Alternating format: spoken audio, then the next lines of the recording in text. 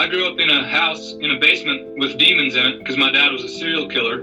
And I was around serial killers and murderers my whole life. But when Warren Jeffs came in the room, he was 10,000 times more evil than those guys. I was born in the FLDS in 1989 and I left when I was 18. Now, did you ever meet Warren Jeffs? Yeah, I shook his hand a few times. The first time I saw him, I was 7. He was so evil that he made the hair stand up on the back of my neck. But they still forced us to listen to his propaganda for 2 hours a day. No, in the elementary schools, they would force all the kids to listen to Warren Jeffs' audio from what he already recorded. When we listened to him, we took notes.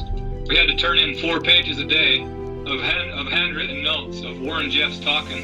Everything was about Warren Jeffs. You know, if we didn't do everything that he said, then we were going to go to hell for being disobedient to the prophet, and he wasn't going to recommend us to God and all this stuff.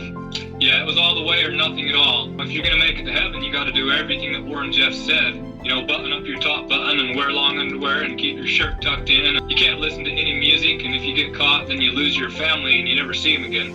Yeah, in the back of my mind, I knew something was wrong, but I didn't know why or what was going on. I watched my dad poison 2 different people when I was a kid, but they died way later from heart damage from the poison. Well, the one time that I saw when my dad poisoned somebody, he pulled out a vial of brown liquid out of his pocket, and then he reached over and dumped it in their coffee, and it was like a crystal vial that I could see through. It had brown liquid in it. And when he dumped it in the coffee, then my dad put the lid back on, and he acted like he was guilty, and then he stirred it a little bit, and then that guy later died of a heart attack.